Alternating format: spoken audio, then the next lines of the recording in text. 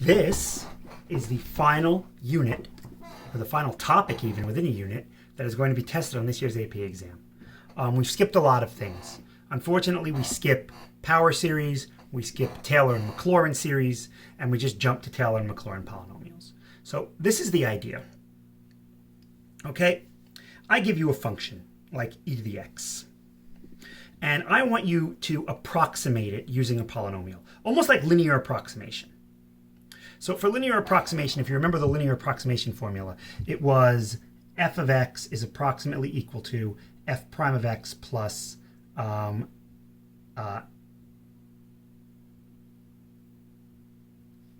is equal to f of a plus f prime of a times x minus a. Sorry about that.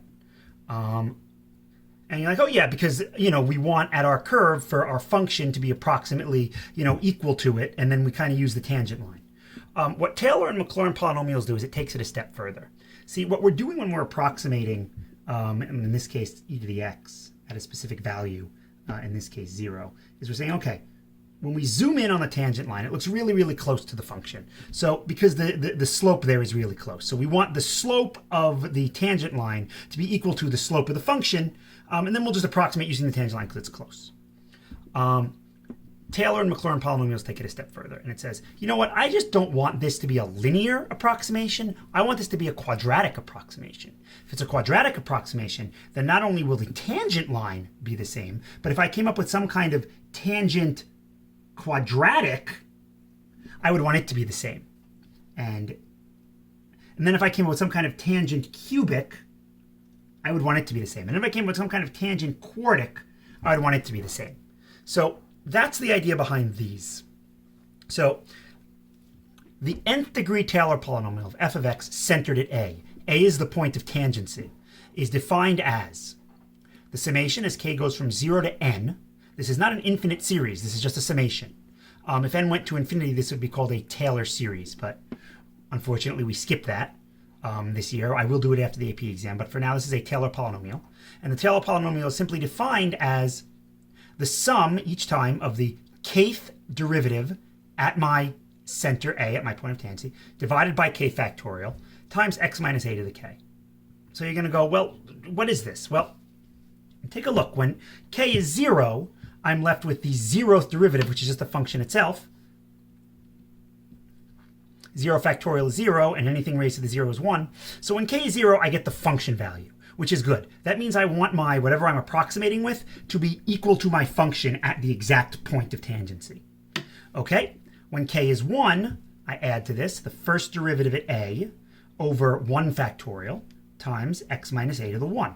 And this should look familiar. This is the linear approximation formula. And you're going, okay, how does this, reflect the idea of the derivative being the same? Well, if I let my f of x equal this, then when I plug in my center at a, this thing goes to 0. And I'm left with, if this is f of x, and I plug in a to it, this goes to 0, and I'm left with just f of a. So f of x will be f of a. And the cool thing is, if I take the derivative of this thing, remember this is a constant, if I take the derivative of this thing, this constant goes to 0, this is a constant times a linear, I get f prime of a. So the derivative of this, with respect to x, is f prime of a. So if I approximate f of x by this first term, when I plug in a, I get a. If I approximate it by both of these terms, when I plug in a, this guy goes to 0, I'm left with f of a. And when I take the derivative, this is 0, this is f prime of a. The derivative of x at a will be f prime of a. And then the game becomes, well, what's the next term? It will be the second derivative at a divided by 2 factorial times x minus a squared. And now the question is, where the heck does this 2 factorial come from? Well, I want the pattern to continue. I want this to be equal to f of a when x equals a. No problem. When x is a, this is 0, so I get a. I want the derivative of this at a to be equal to f prime of a. Well, that's easy enough. If I differentiate this right side, this goes to 0. This is f prime of a, and this becomes, the 2 comes down and cancels, f double prime of a times x minus a. Which, if I plug in a, I get 0. So when I take the derivative, this is gone because when I differentiate a constant, I get 0. This term is gone because when I plug in a, I get 0. I'm left with just f prime of a. Now what happens if I take the second derivative of this thing?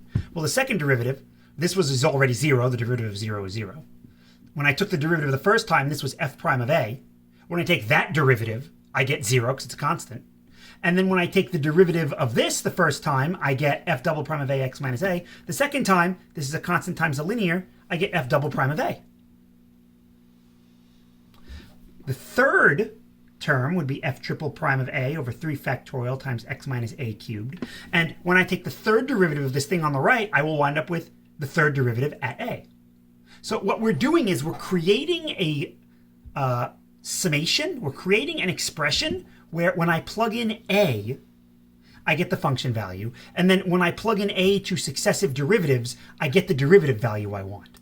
I'm getting the approximation starting off as a line, then getting it closer to like a quadratic approximation, a local quadratic, then a local cubic, then a local quartic. And eventually I'm going to get this to bend enough that it's going to bend and look almost exactly like e to the x.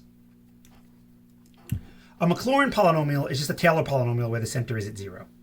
So find the Maclaurin polynomials for p0, p1, p2, p3, and pn.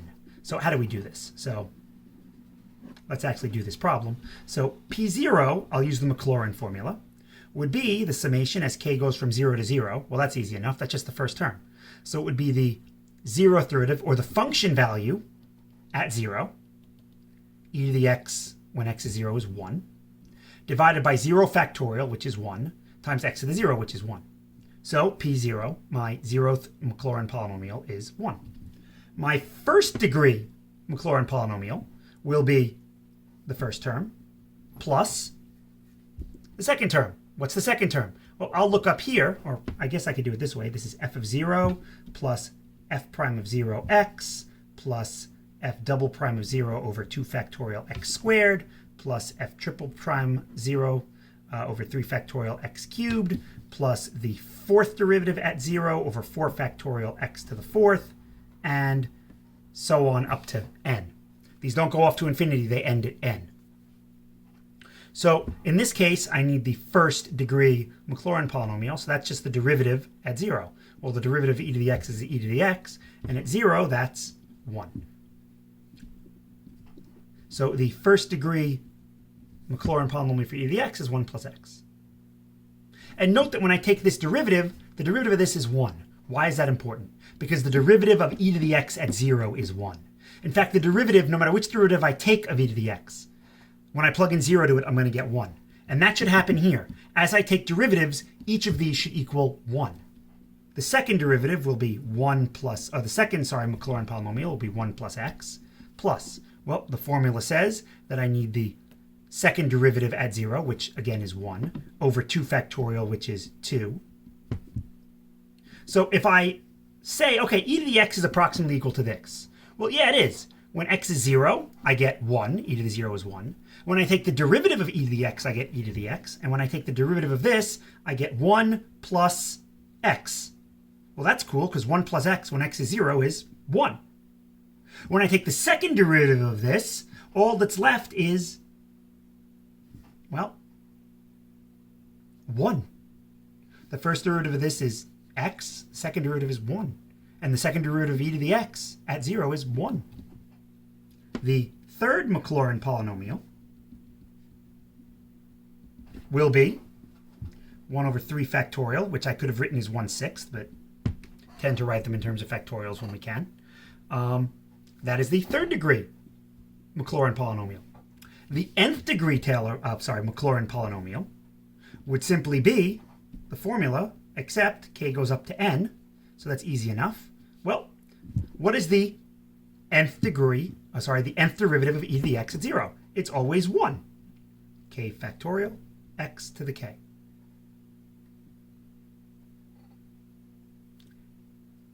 In other words, if I wanted to write this out without the summation, this is 1 plus x plus 1/2 x squared plus 1 over 3 factorial x cubed plus ... plus 1 over n factorial x to the n. Either of these answers would be correct.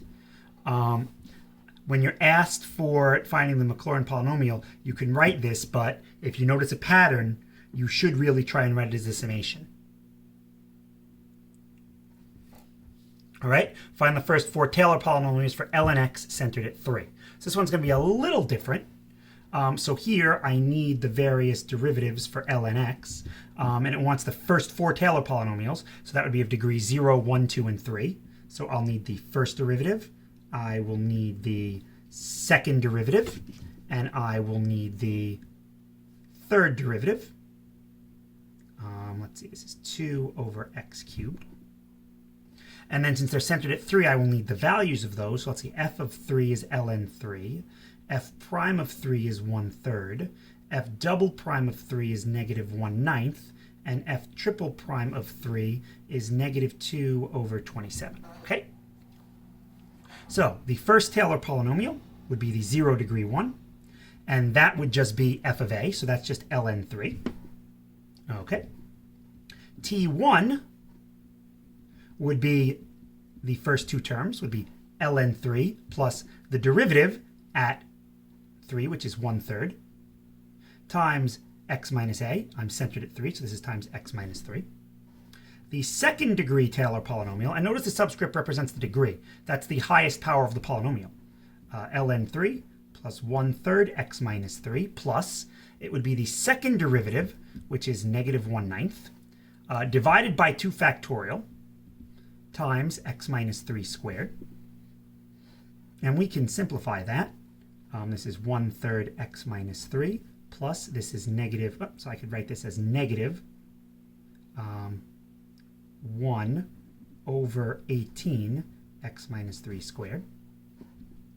And then the fourth Taylor polynomial, which is the third degree, will be ln 3 plus 1/3 x minus 3 minus 1 over 18 x minus 3 squared.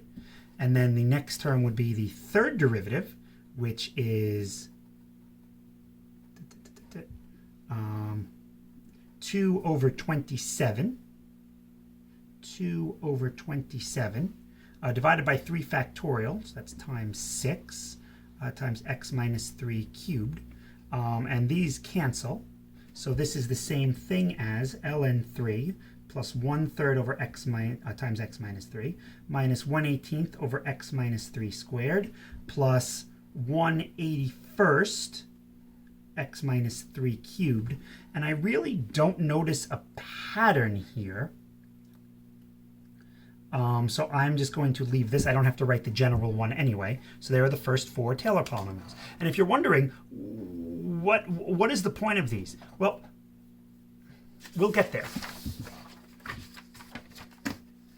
Let f of x equals x sine 2x. Find the 8th degree Taylor polynomial for f about x equals 0.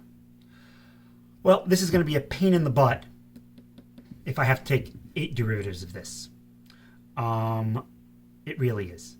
There is a way to do this that's much nicer. Unfortunately, it involves what are known as Taylor series. So I'm just going to show this to you.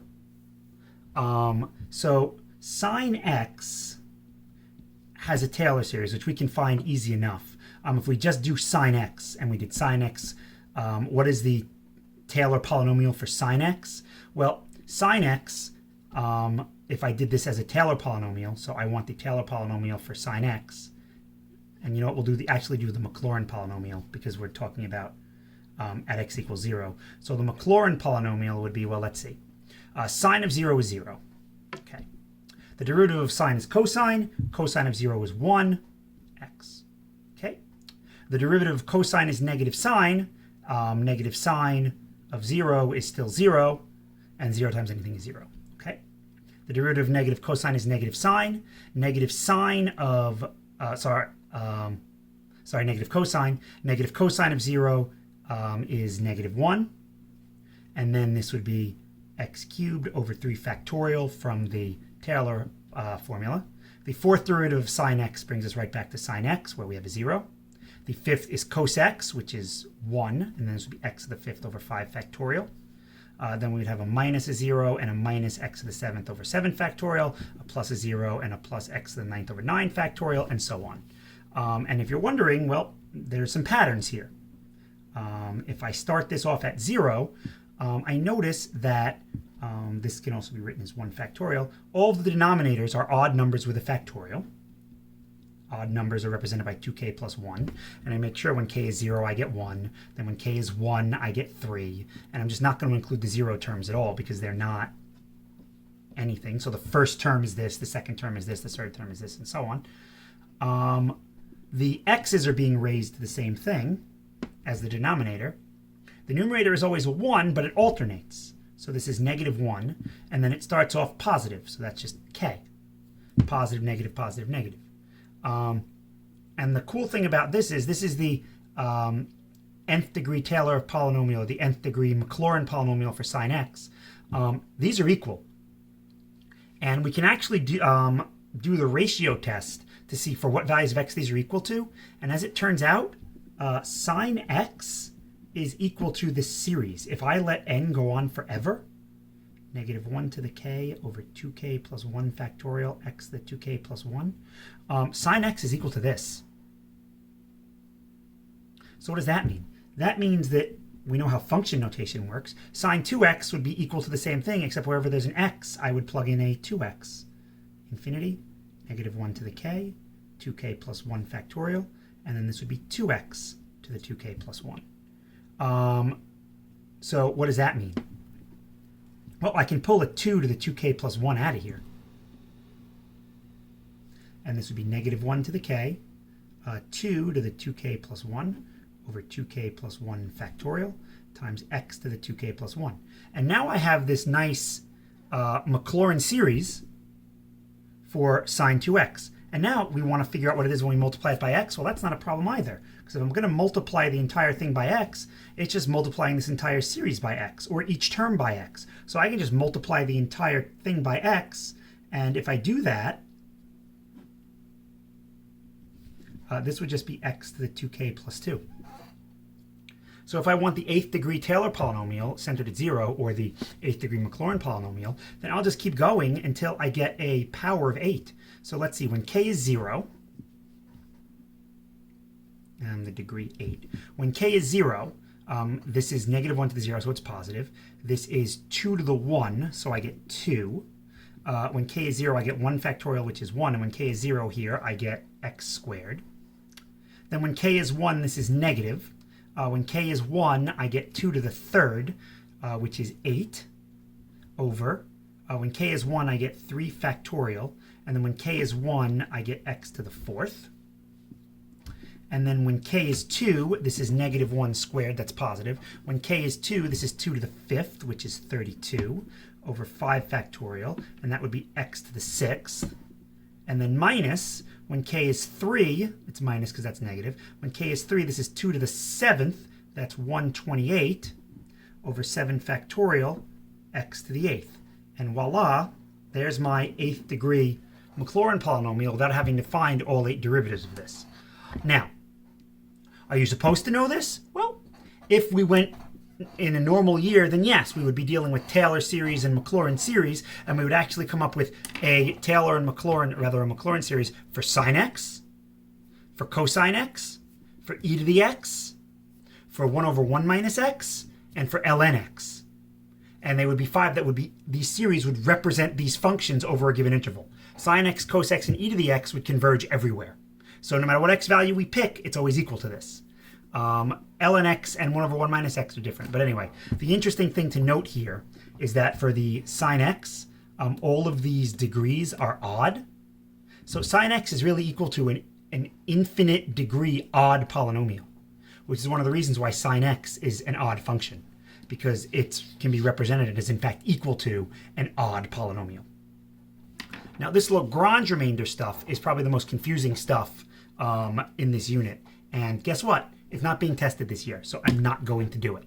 I'm not going to talk to you about the Lagrange remainder. The Lagrange remainder basically says if I use these to approximate, how good is my approximation? So what instead we're going to do here is we're just going to look at the approximations themselves and not worry about what my error is. Because when you approximate, it's good to know how far off you are. But unfortunately, or fortunately for you, that's not being tested. But what is being tested is using these things to approximate. So approximate cosine point 1 using a 4th degree Maclaurin polynomial. So I need a fourth degree Maclaurin polynomial. So I'm going to need cosine of x, its derivative is f prime of x is negative sine x. Its second derivative is negative cos x. Its third derivative is sine x. And the fourth derivative of cos x brings us right back to cos x. That's all I'll need for the Maclaurin. If I'm going to approximate cos 0.1 using the Maclaurin polynomial, then I will be using this centered at 0. The same way when we did linear approximations. I want to approximate something in 0.1. I know what cosine of 0 is. Here you're told, Maclaurin polynomial. Okay, we're going to use 0. Our polynomial is going to be centered at 0. That's where the point of tangency is going to be for our approximate curve. And fourth degree, this is going to be like a local quartic linearization, or a local quartic, rather, approximation. So cosine of 0 is 1. Sine of 0 is 0. Negative cosine of 0 is negative 1. Sine of 0 is still 0. And then cosine of 0 is once again 1. So now, cosine of 0.1, or rather cosine of x, we'll do it this way, is approximately equal to the fourth degree Maclaurin polynomial. So what is the fourth degree Maclaurin polynomial? Well, it is 1 plus 0x minus 1x squared over 2 factorial plus 0x cubed over 3 factorial plus 1x to the fourth over 4 factorial.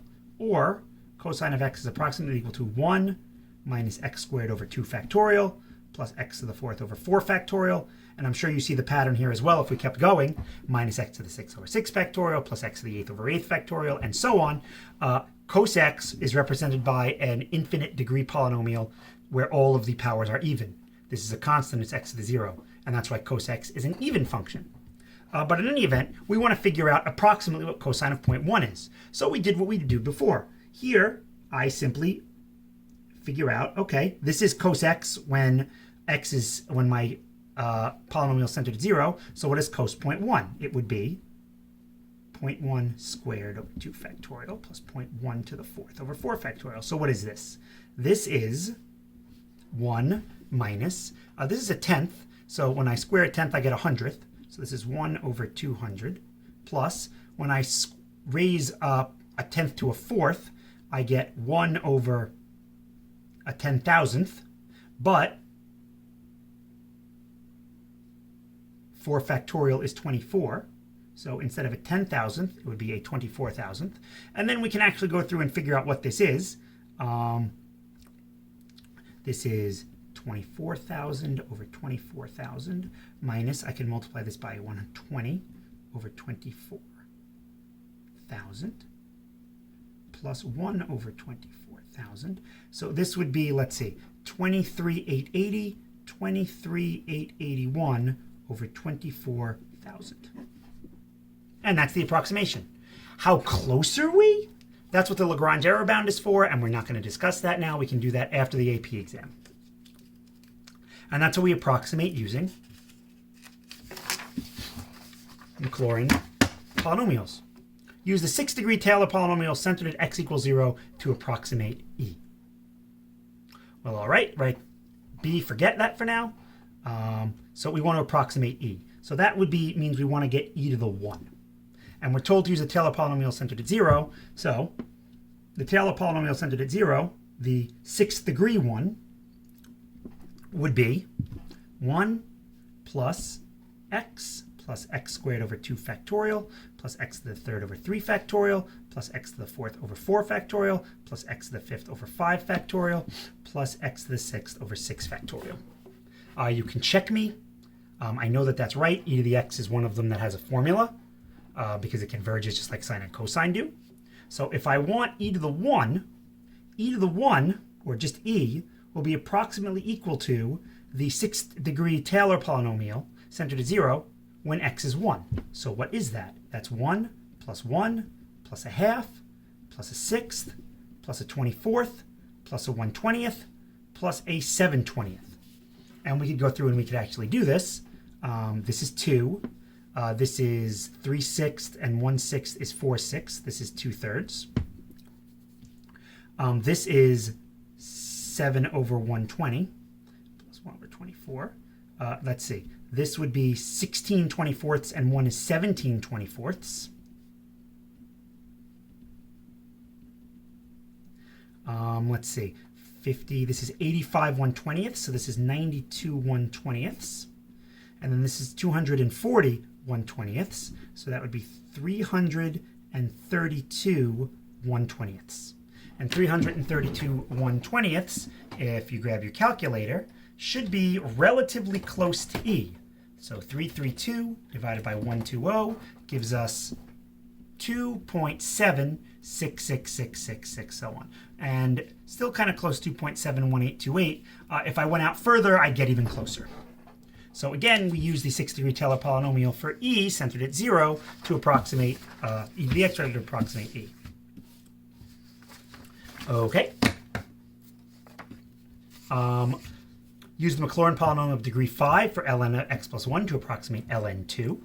Okay, so once again, of degree 5, so I'm going to need 5 derivatives here. The function is ln x plus 1. The derivative of that is 1 over x plus 1. The derivative of that will be negative 1 over x plus 1 squared. The derivative of that will be positive 2 over x plus 1 cubed. The third derivative will be 3 factorial negative over x plus 1 to the fourth. The fourth derivative will be 4 factorial over x plus 1 to the fifth. And the fifth derivative will be negative 5 factorial over x plus 1 to the sixth. Now again, I know the patterns, but you can check this, make sure if it's correct. It should be. And now I need the Maclaurin polynomial for this, so I have to evaluate this each time at 0. So just to save myself from running f of 0 each time. ln of 1 is 0. This would just be 1. If I plug in 0 here, we get negative 1. Here we get 2. Here we get negative 3 factorial. Here we get 4 factorial. Here we get negative 5 factorial. So I need the 5th degree Maclaurin polynomial. So here we go. The 5th degree Maclaurin polynomial for ln x plus 1 will be equal to, well, 0 is the value at 0 plus the first derivative times x. The first derivative 0 times x, okay, plus the second derivative, which is negative 1, times x squared over 2 factorial, okay, plus the third derivative x cubed divided by 3 factorial, plus the third derivative,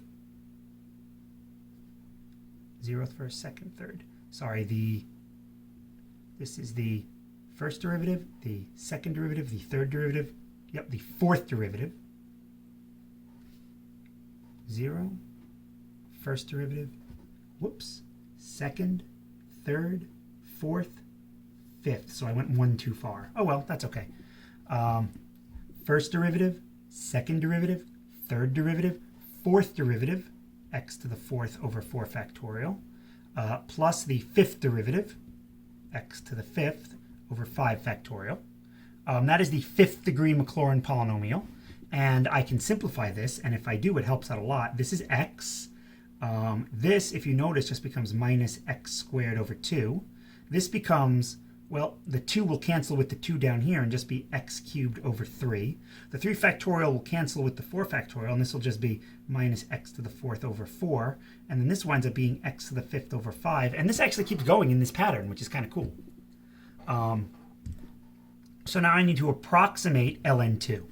Okay, so what is ln2? So ln2 would be approximately the 5th degree Maclaurin polynomial when x is 2. So 2 minus 2 squared over 2 plus 2 cubed over 3 minus 2 to the 4th over 4 plus 2 to the 5th over 5. So what is that? That's 2 minus 2. Oh, that's cool. That goes away. Plus 8 thirds minus 16 over 4 is just 4 plus 32 over 5.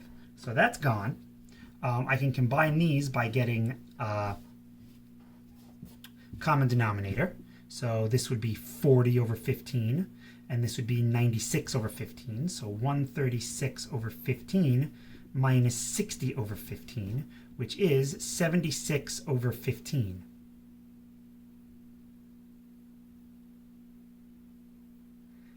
think I did that right.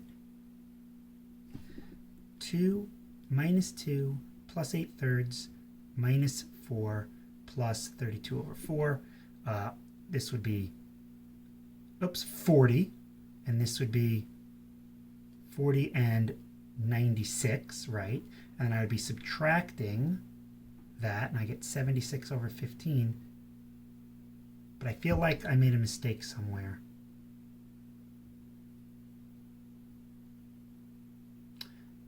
Well, it's not going to be a very good approximation, but what is 76 over 15? And I still think I made a mistake somewhere, but I don't see it. 76 over 15 is 5 point something, and that's definitely not what natural log of 2 is. Yeah, I made an error somewhere in calculating this. I'm not sure where.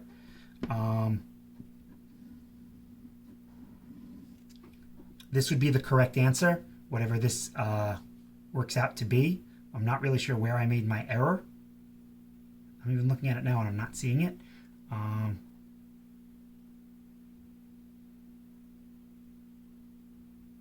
Oh, I know what it is. Haha.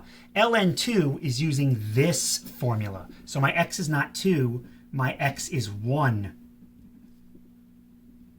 I apologize for that error, but I'm glad that I caught it. So this would be 1 minus a half plus a third minus a fourth plus a fifth. And just very quickly, I'm going to do that in a calculator. 1 minus a half plus a third minus a fourth plus a fifth is 0.7833, repeating. And ln2 is about that. How far away? Well, we didn't do Maclaurin series. So here, and this is a good mistake that I made, it's important to recognize what the original function was. If I want ln2, that would be when x equals 1. So,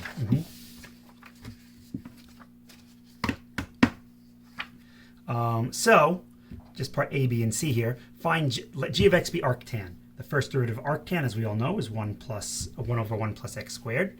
I give you the next derivatives and ask you to find the third degree Maclaurin polynomial of g of x. So p sub 3 of x will equal, well, arctan at 0 is 0. Okay, and then the first derivative at 0 is 1. Okay, the second derivative at 0 is, oh, well, that's really nice. It's just 0. And then the third derivative at 0 is negative 2. So the third degree Maclaurin polynomial will be x minus 2x cubed over 3 factorial.